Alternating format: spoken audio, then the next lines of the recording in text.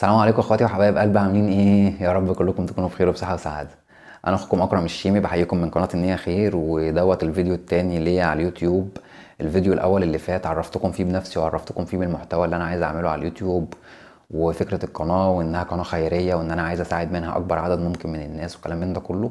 النهارده يا جماعه جاي اقول لكم انا ليه حبيت اشارككم هدفي على اليوتيوب وحلمي اللي انا بحلمه واللي انا نفسي ان انا احققه وكلام من ده كله. خليكم معايا واستمتعوا بالفيديو. بصوا يا جماعه، يعني بالصلاه على النبي كده، انا عن نفسي انا شايف ان في ناس كتيره محتاجه مساعده. زي ما قلت لكم انا بحب اساعد الناس، ونفسي ان انا اساعد الناس كلها واخدم الناس كلها، ونفسي ان انا ما اسيبش حد محتاج اي حاجه الا لما اقف معاه واساعده. ده حلمي يعني، وده هدفي في الحياه، وربنا يكرمني يا رب ويقدرني ان انا اعمله.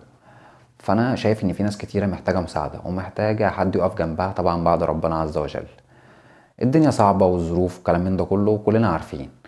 فطبعا الفكره اللي جات لي هي ان انا ما اعملش حاجه ليا لوحدي، لا انا قلت اعمل حاجه ليا ولكل الناس اللي محتاجه مساعده.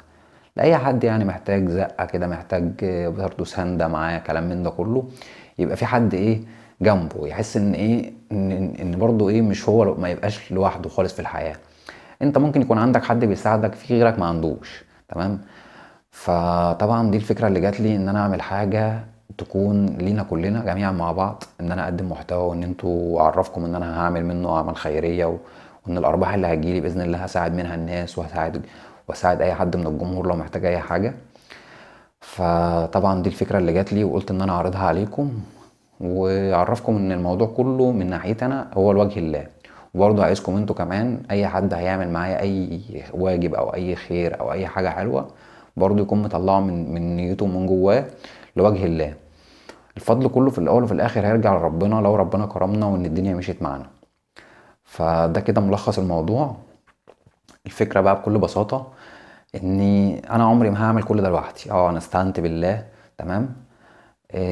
بس انا لو جيت عرضت دلوقتي وقلت يا جماعه مثلا اي حد محتاج مساعده يقول لي مثلا ويكتب لي في التعليقات ان هو محتاج ايه، وانا اقف معاه واساعده، ممكن الاقي ملايين من الناس، ملايين من الناس محتاجه مساعدات، وملايين من الناس محتاجه حد يقف معاها. فالموضوع هيبقى كبير عليا لوحدي. آه، اللي خلاني اعرض عليكم الامر وخلاني اشارككم الفكره ان ربنا امر بالتعاون وقال وتعاونوا على البر والتقوى ولا تعاونوا على الاثم والعدوان. فانتوا لما تتعاونوا معايا ايه اللي هيحصل؟ ربنا هيكرمنا.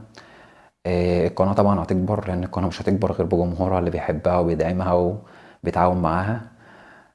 طبعا ممكن أرباحنا هتزيد، ده هيخلينا نسرع أكتر في فعل الخير، ده هيخلينا نساعد عدد أكبر من الناس، ده هيخلينا نحقق كل اللي نفسنا فيه.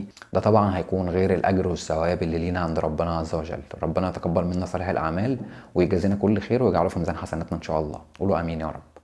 اللهم آمين. فطبعا لما نقف كلنا جنب بعض ده هيود الامور ما بيننا وما بين بعض، وهيخلينا كلنا اخوات وحبايب مع بعض، والقناة دي هتكون اسرة لينا كلنا مفيش اي حد مننا يزعل من التاني، وكلنا حبايب ونتعامل مع بعض بكل رجولة وبكل اخلاص وبكل جدعنة.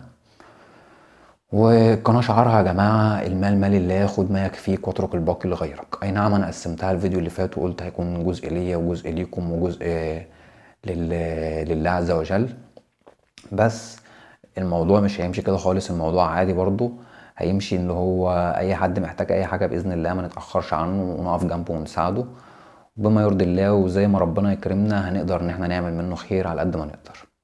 يا رب تكون الفكرة وصلتكم، ويا رب تكونوا فهمتوا انا ليه بقول لكم اتعاونوا معايا واشتركوا معايا وساعدوني.